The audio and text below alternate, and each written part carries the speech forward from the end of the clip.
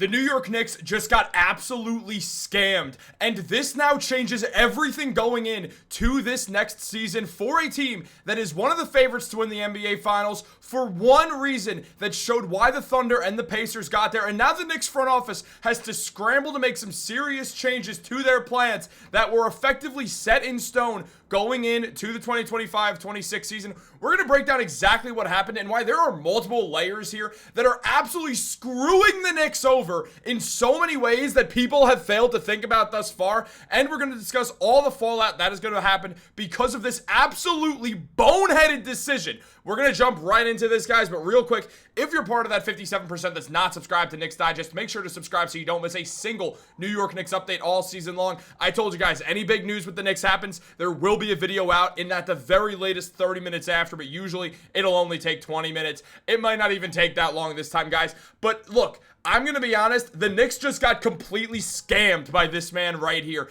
As in a shocking turn of events that nobody saw coming. Malcolm Brogdon, one of the players who the Knicks were most excited to get, one of the guys who rounded out this Knicks bench perfectly, just decided, you know what? Screw the Knicks. Screw the fact that they believed in me and have been trying to acquire me for 2 years.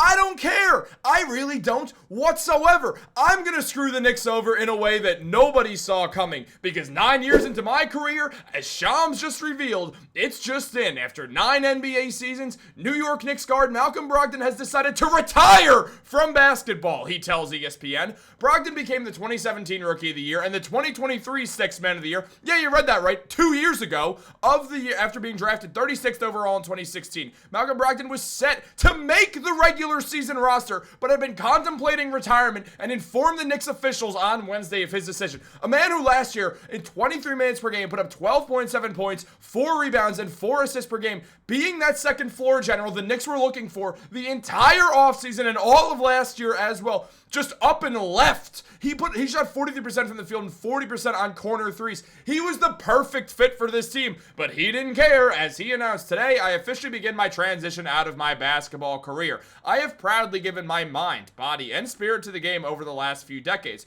With the many sacrifices that it took to get here, I have received many awards. I am deeply grateful to have arrived to this point on my own terms and now be able to finally reap the benefits of my career with my family and friends. Thank you from the bottom of my heart to all who have had a place in my journey. What a benefit you're not getting, Malcolm. You're not getting healthcare for life. You know, you could have had that chance. They always talk about how NBA players and all athletes, it's tough to manage your money. Malcolm Brogdon's a smart guy. Don't get me wrong. He's always shown that he's a level-headed person. Except for right now. 1 year, 1 season away on a great team. His best chance to win the NBA Finals towards the end of his career. If he knew he wanted to retire, he could have spent a year with the Knicks, gotten free healthcare for the rest of his life from the NBA. Instead, nope. Oh, but Chris, he's a millionaire. He'll be fine healthcare-wise. Do you know how Malcolm Brogdon manages his money? I sure don't, but I know that he just made a very dumb decision regarding his future. What if something is to happen?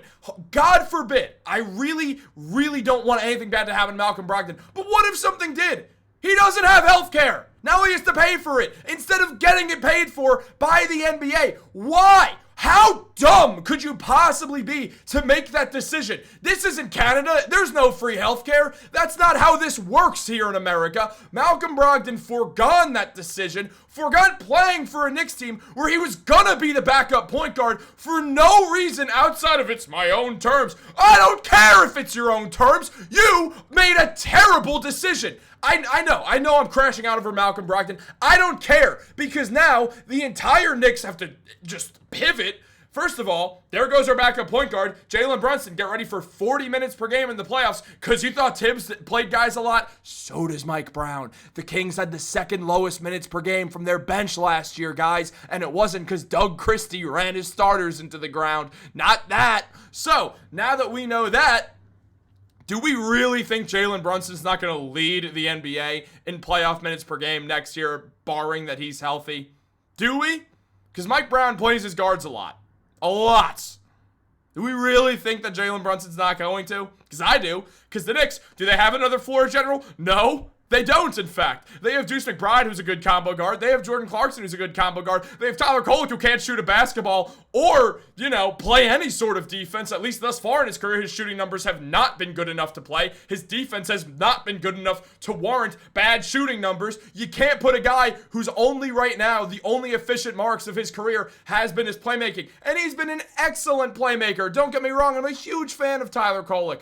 But at the same time, is he ready to play for a contender? I don't think so. I really don't. So now, also speaking of Kolek, he gets to stay, meaning the Knicks, they still have to free up a roster spot for Pacome,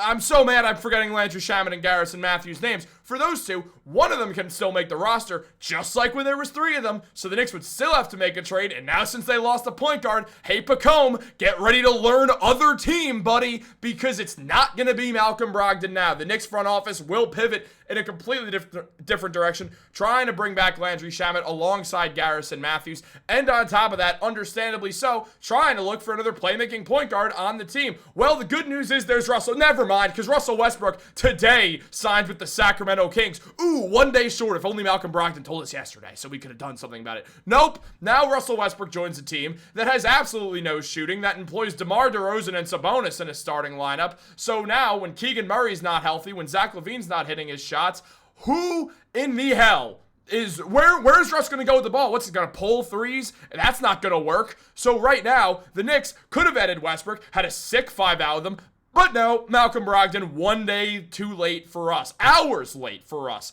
The Knicks could have at the 25th hour called us, say, don't go to Sacramento, join the Knicks. We're trying to win a championship. Malcolm Brogdon's retiring. We need you. Hangs up the phone. Russell Westbrook's in New York right now. But no, the Knicks didn't do that. It's really, really frustrating because now the Knicks, the team that, for the record, has the 4th best odds to win the NBA Finals, are getting absolutely clowned by fans of teams who are probably garbage compared to the Knicks. That's kind of weird. If he played 1 more year, he gets free health care. That's absolutely correct, Lester Griffin. We dodged a bullet, says a Lakers fan. Oh, the Lakers, they're definitely going to do something with LeBron and his ass injury.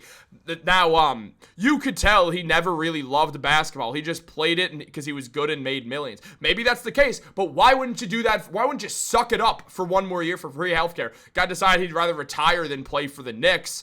Nobody's trying to play for that franchise. The franchise that, again, 4th in odds to win the NBA Finals, but nobody cares, apparently. Well, Twitter's full of casuals. We know that. But still, I wouldn't want to play with Brunson either, who's ringless. Well, that's owned by sports, so whatever. Apparently Brunson's now on ring count, so that's interesting.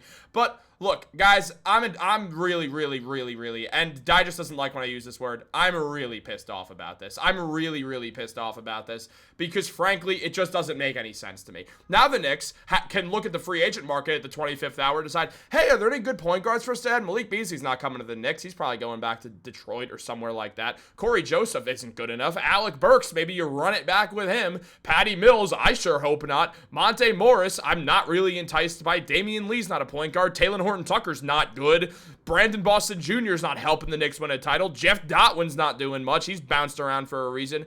Markelle Fultz is one of the best options all of a sudden. If Elfrid Payton signs with the Knicks, I'm going to spear myself out my window. Jalen Hood-Schifino's not probably going to add much. Who does that leave?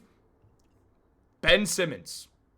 Oh, wait, he declined to deal with the Knicks. So now the Knicks are going to be employing a complete set of a few different guards because they don't have a backup floor general for Jalen Brunson. So this has been absolutely botched right now because Malcolm Brogdon's an idiot. Now, the Knicks will be adding Garrison Matthews and likely Landry Shamet to the team as well. Matthews put up 7.5 points per game last year, 2 rebounds, 1 assist, shot 39% from 3, including 58% on the corner 3 and 40% from the field. Matthews is an elite 3-point shooter. He's going to be an excellent addition to this team, and so is Landry Shamet, who put up 6 points, 1 rebound, 46% from the field, 40% from 3, 47% on corner 3s. The Knicks get to add 2 elite shooters. That's excellent. I'm super happy about that because I love both these guys. But now Jordan Clarkson is going to be their backup point guard. Clarkson is score first, and that's fine. So is Jalen Brunson. I have said before, Jordan Clarkson can handle the ball. He can be a main ball handler. But still, having Clarkson and Brogdon, 2 sixth men of the year, while also having Deuce McBride, was so beautiful to watch. But now Jordan Clarkson has a huge role at the Knicks, has to be great on his playmaking, and also continue to ball out, putting up 16 points per game, 4 assists last year with the Jazz,